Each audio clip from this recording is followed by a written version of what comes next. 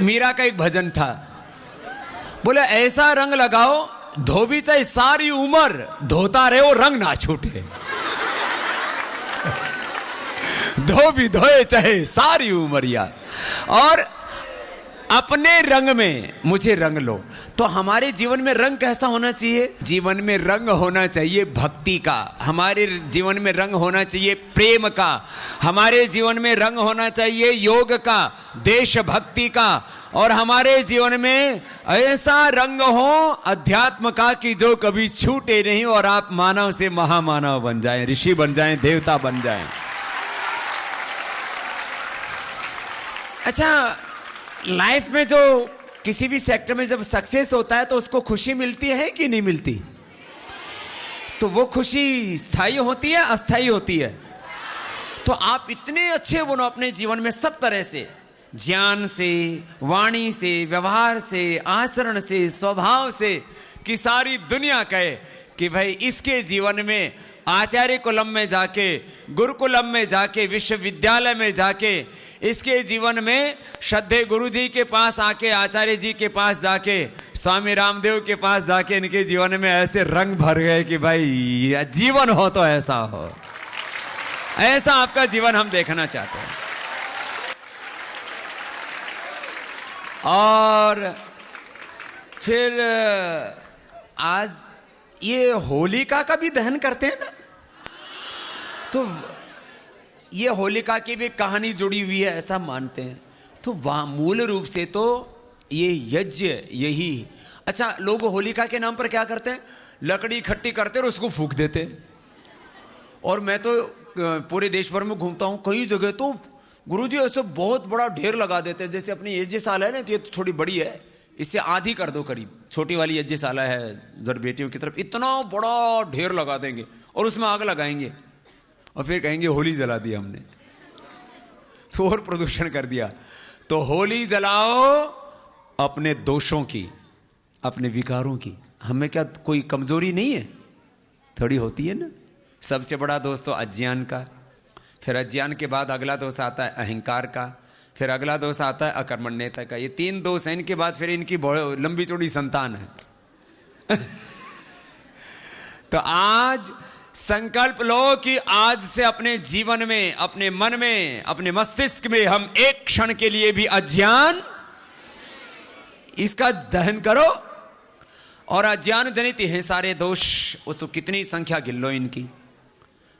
यदि आपके जीवन से अज्ञान की होली जल जाए ना, फिर तो आप इस दुनिया के सबसे खूबसूरत, सबसे सुंदर, सबसे सफल, सबसे दिव्य इंसान होंगे। इस धरती पर आप भगवान के मूर्त रूप होंगे। हमारे एक बहुत जोरदार सन्यासी है, उनका नाम ही है पूज्य स्वामी हरि चेतनानंद जी महाराज। वो हरि से चेतन रहते हैं हमेशा, और इनका बहुत प्रेम है। जब भी पतंजलि योगपीठ के बड़े आयोजन होते हैं तब भी ये रहते हैं। ये फूलों की होली खेल रहे हैं, तो हम थोड़े से फूल आप पे बरसा देते हैं, फिर आप लोग आपस में खेल लेना, ठीक है?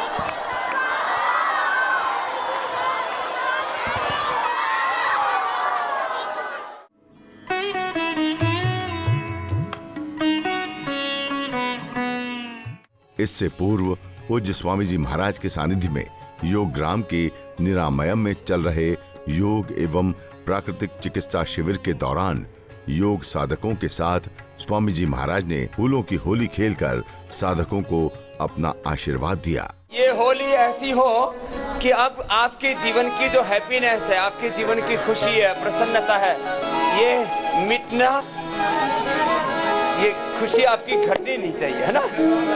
तो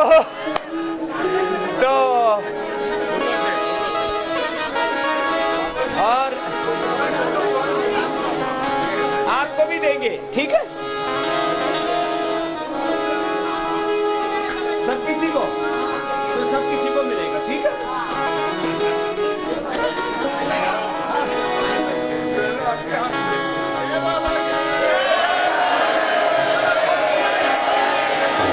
होली खेलत नंदलाल बिरज में, होली खेलत नंदलाल बिरज में, होली खेलत नंदलाल नाचत दे ताल बिरज में, होली खेलत नंदलाल बिरज में, होली खेलत नंदलाल।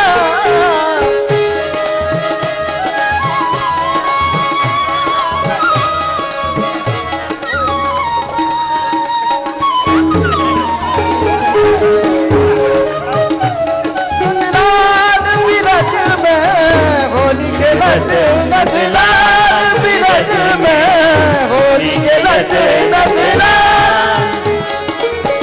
ग्वाल बाल संग रास रचायो, ग्वाल बाल संग रास रचायो, ग्वाल बाल संग रास रचायो, नटवर नंद गोपाल बिरज में, होली खेलत नंदलाल बिरज में, होली खेलत नंदलाल बिरज में, होली खेलत नंदलाल।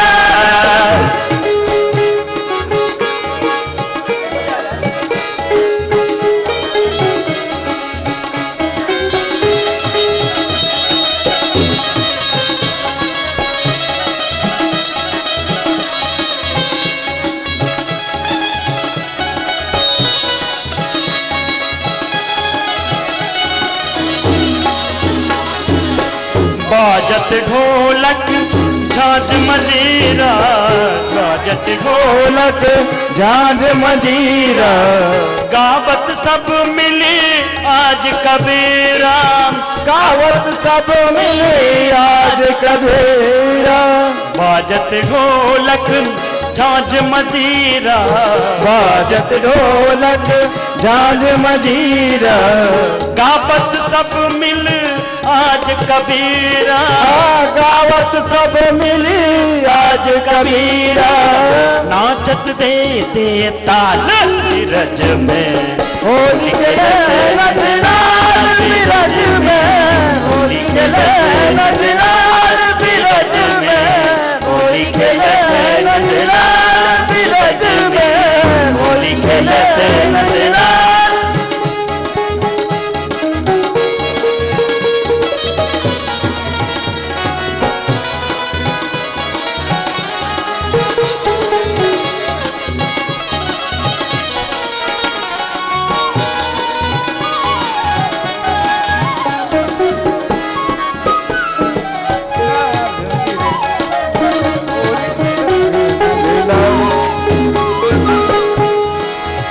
ऐसी होली खेल कन्हाई, ऐसी होली खेल कन्हाई, जमुना तट पर धूम मचाई, जमुना तट पर धूम मचाई, जमुना तट पर धूम मचाई, जमुना तट पर धूम मचाई, रास रचाए नंदलाल बिरज में, होली खेलत नंदलाल बिरज में, होली खेलत नंदलाल बिरज में, होली खेलत नंदलाल बिरज में, होली खेलत नंदलाल।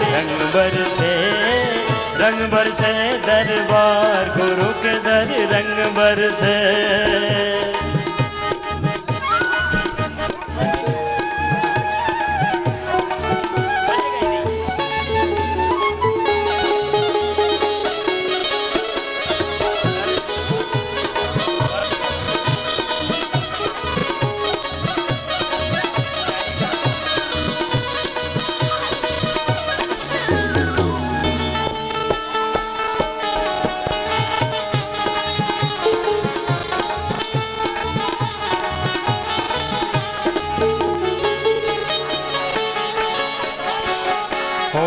सोच के ऐसे निकले घर से, सोच के ऐसे निकले घर से, मिलता है हर सुख इस दर से, मिलता है हर सुख इस दर से। सोच के ऐसे निकले घर से, हाँ सोच के ऐसे निकले घर से, मिलता है मिलता है हर सुख इस दर से। मुझको दिखे, हाँ मुझको दिखे मंजिल गाया सार, गुरु के दर रंग बरसे, हो रंग बरसे, रंग बरसे दरबार गुरु के दर रंग बरसे, रंग बरसे, रंग बरसे दरबार गुरु के दर। बोलिए हो रंग बरसे, रंग बरसे दरबार गुरु के दर रंग बरसे, रंग बरसे, रंग बरसे दरबार गुरु के दर रंग बरसे। होली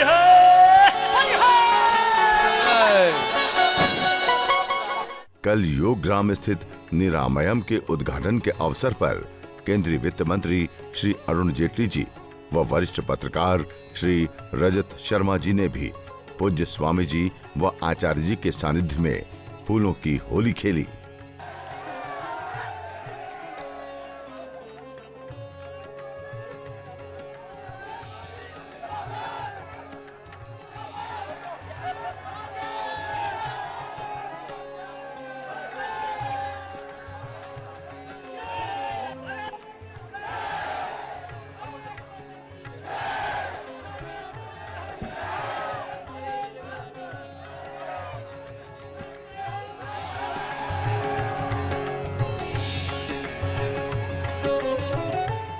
निरामयम के उद्घाटन के अवसर पर केंद्रीय वित्त मंत्री श्री अरुण जेटली जी व वरिष्ठ पत्रकार श्री रजत शर्मा जी ने निरामयम व योग ग्राम के बारे में अपने अपने विचार रखे।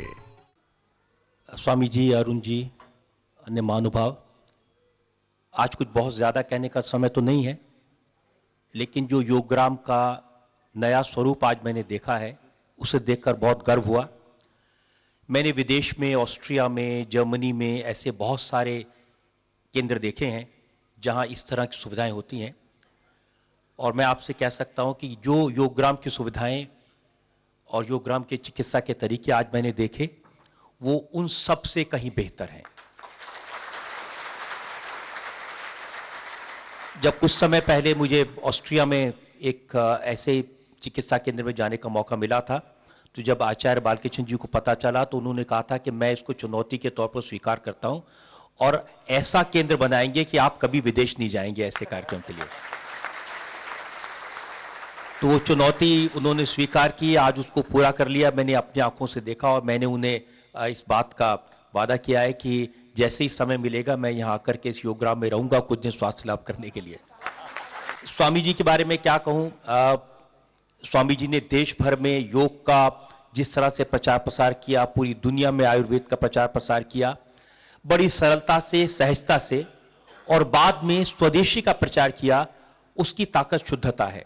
तो सरलता, सहजता, शुद्धता, ये तीन स्वामी रामदेव के ऐसे गुण हैं जिनका पूरे देश में, क्या पूरी दुनिया में कोई मुकाबला नहीं है। मेरी बहुत बहुत शुभकामनाएं हैं। स्वदेशी के अभियान में, आयुर्वेद के अभियान में, योग के अभियान में वो सफल हो, देश को, दुनिया को मार्ग दिखाएं, आशीर्वाद दे, यही मेरी कामना है। बहुत बहुत धन्यवाद। श्रद्धेय संत समाज, स्वामी बाबा रामदेव जी, आचार्य बालकृष्ण जी, मेरे मित्र श्री रजत जी और योगग्राम में आए हुए मित्रों, स्वामी जी के न्योते पर रजत जी और मैं आज योगग्राम देखने आए और उसके एक विंग का जो एक नई सुविधा बनी है उसका औपचारिक उद्घाटन था। ये एक अवसर और मौका हम लोगों को मिला यहां आने का। जैसा रजत जी ने कहा, पूरे विश्व में एक महत्व बन गया है कि प्राकृतिक तरीकों से जो सैकड़ों वर्षों से ज्ञान समाज ने इकट्ठा किया है, उसके माध्यम से लोगों का इलाज किया जाए। दवाई और ऑपरेशन के साथ तो इलाज होते ही हैं, और इसीलिए इस प्रकार की सुविधाएं दुनिया में बहुत विकसित देश हैं जो बना रहे हैं। हमारे यहां भी विशेष रूप से दक्षिण भारत में भी और कई स्थानों पर, एक आध स्थान पर उत्तर भारत में भी ऐसी सुविधा बनी।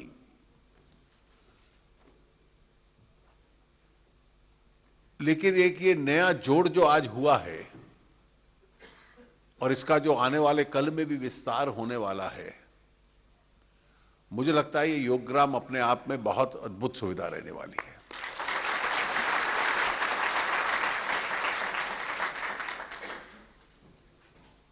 दवाई और सर्जरी की आवश्यकता न पड़े, इसलिए व्यक्ति को अपना स्वास्थ्य ठीक रखे और इस माध्यम से कुछ समय निकालकर अपने ऊपर भी समय खर्चे। जो बहुत व्यस्त लोग हैं उनके लिए यह आवश्यक भी है।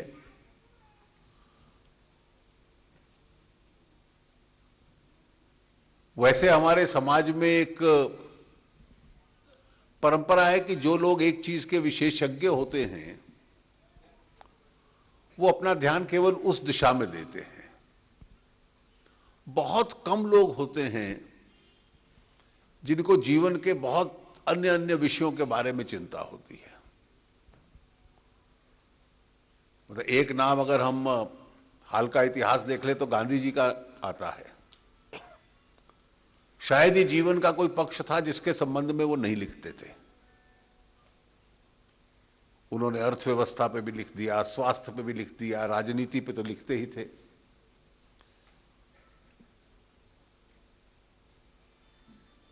आज के युग में बहुत कम लोग हैं और शायद ही हमें मानना पड़ेगा कि स्वामी बाबा रामदेव जी उनमें से एक हैं।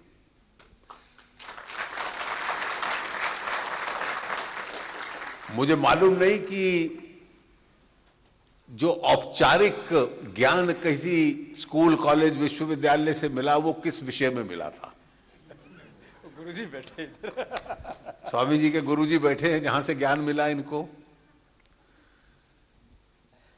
अभी हम लोग फूड पार्क में जाएंगे। अब इस देश में 25% जो पैदावार होती है खेत से वो व्यर्थ जाती है, वेस्ट जाती है। उसका नुकसान किसान को भी होता है, देश को भी होता है। वो सारा सामान प्रोसेस हो जाए और महीनों तक चले, इसके बहुत सफल उदाहरण नहीं है। कई सालों से, जब पिछले 20-30 साल से भी हम बजट उठा के देख लें तो हर बार कहा जाता है कि कोल्ड स्टोरेज बनेंगे, फूड प्रोसेसेस को प्रोत्साहन देंगे, लेकिन बहुत ज्यादा सफल नहीं हो पाया। इतने बड़े पैमाने पर पहला फूड पार्क देश का, और एक प्रकार से दुनिया की बड़ी से बड़ी कंपनीज के मुकाबले में उसके प्रोडक्ट कुछ दिनों में खड़े हो जाएं। स्वामी जी ने, आचार्य जी ने यह प्रयोग करके दिखाया। हेल्थ टूरिज्म एक शब्द होता है। ये योगग्राम जैसी संस्था आने वाले कल में उसका एक केंद्र बन जाएगी। कभी देश हित, देश की सुरक्षा का विषय आता है तो स्वामी जी के क्या विचार हैं, बाबा जी के, ये सब सुनने को प्रतीक्षा करते हैं।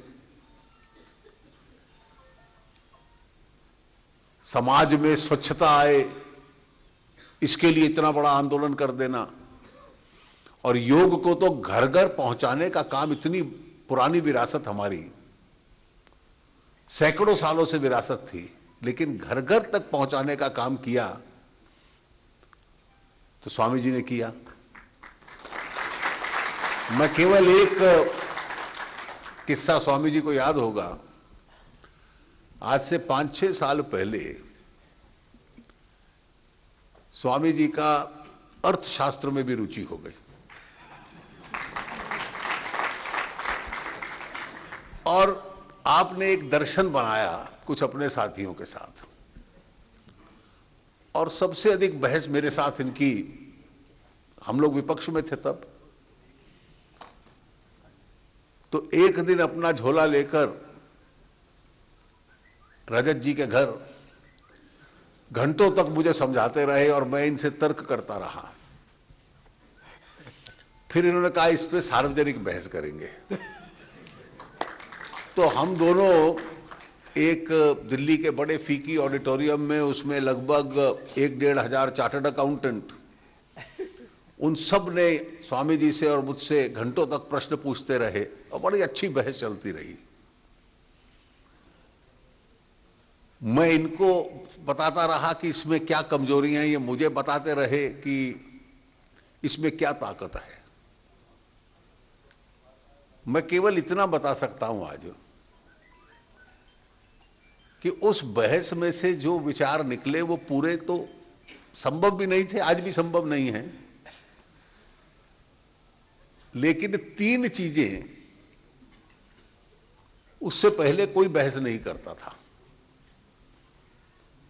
वो उस चर्चा में से आरंभ हुई थी और जिनको वो याद होगा। इनका आग्रह होता था, पहला ये कि ये बड़े नोट जो हैं, ये पेपर करेंसी, इनको बिल्कुल समाप्त कर दो।